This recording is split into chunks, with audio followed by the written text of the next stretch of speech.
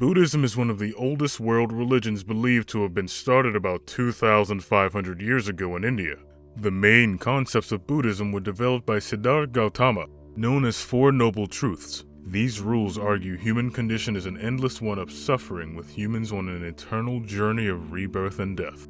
The only way to break this cycle is by achieving a state of enlightenment called Nirvana. We will come back to this later in the video, but for now, what you need to know is Buddhists practice various traditions to achieve the state of supposed enlightenment. Buddhists live by a list of rules called Pratimoksa, written in Vinaya, which governs the life of Buddhist monastics. It has become tradition to recite these rules at every fortnight meeting of Sangha, another word for monks, during which monks typically confess about various topics. Like other religions in the world, Buddhism can be divided into different categories based on its practices. But the ultimate goal of every sect is to achieve nirvana. While some of these practices are pretty basic, like refraining from killing, stealing, false speech, sexual misconduct, and the use of intoxicants, others can be considered weird or at least not normal for a vast population of people. These include refraining to hug mothers, not eating in the afternoon, and not sleeping on a four-poster bed. However, some monks take these things to a whole other level through a practice called Sokushinbutsu, which is essentially self-mummification. Yes, it is exactly what it sounds like, and this is what we will discuss in this video. What exactly is Sokushinbutsu? Sokushinbutsu is a practice where living monks mummify themselves by following a strict diet and engaging in some other activities. The practice can be divided in 3 phases, and each of them sounds as cruel as it gets. But the monks who undertake this practice are most revered in the religion, at least in some sects. In the first phase, monks follow a strict diet for 1,000 days known as mokujiki, which literally translates to eating a tree. During the first 1,000 days, monks abstain from all cereals and everything else besides pine needles, leaves, and seeds found in mountains. There are 2 purposes for this first phase. One is to test whether monks can endure what it takes to practice Sokushinbutsu, and the second is to eliminate all fat in the body. Those who survive the first phase, and unfortunately many, don't proceed to the next phase, which lasts roughly 100 days. This is the most difficult phase of the entire practice, as monks have to sit in meditation pose for 100 days straight. On top of it, they have to drink a poisonous tea that induces vomiting and diarrhea, leading to excessive dehydration. The toxic tea eliminates the natural flora of the gut and makes it sterile. It is done to ensure the body does decay because of microorganisms inside the gut. Considering it is the most challenging phase of the process, most monks meet their fate without actually achieving the purpose they set out to. Those who survive this phase proceed to the next and final phase of this practice.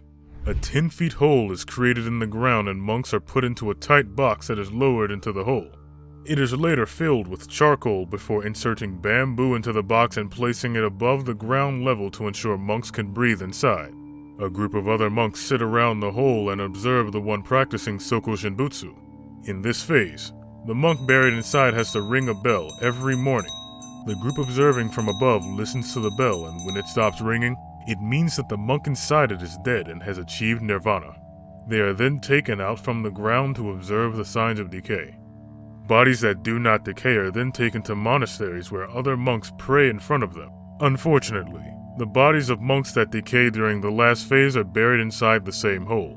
How did Sokushinbutsu originate? Looking at how cruel and gruesome this entire practice is, makes one wonder when and where exactly it has its origins.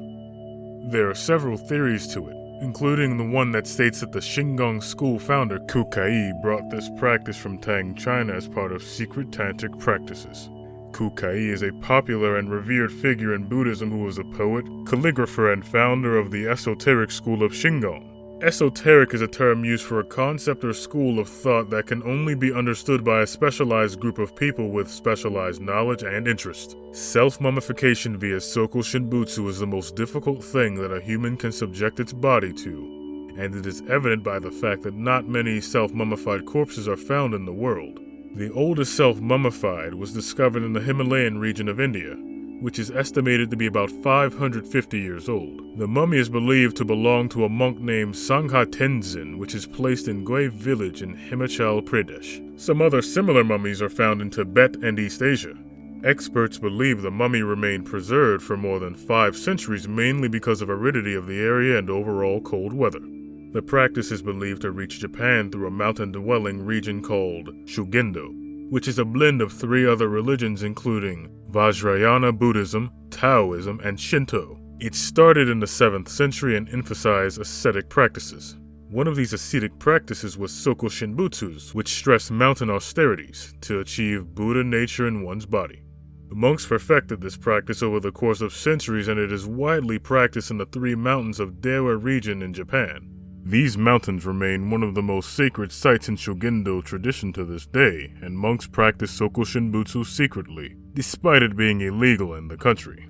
The largest collection of self-mummified corpses is preserved in one of the altars of Homnyoji Temple of Yamagata Prefecture. While it may seem suicide to most people, monks believe it was a practice that led to further enlightenment. Why was Sokushinbutsu practiced? As discussed earlier in this video, Sokushinbutsu was practiced to achieve Nirvana, which is the ultimate form of enlightenment. I know some of you are wondering, what exactly is this enlightenment that is achieved by killing oneself?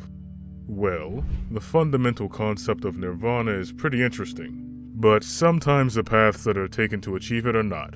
Nirvana is an ancient Sanskrit word that is associated with different meanings in Jainism, Sikhism, Hinduism, and Buddhism. While Hindus, Jains, and Sikhs think of Nirvana as a state of liberation from worldly existence, the meaning of the word is a bit different in Buddhism.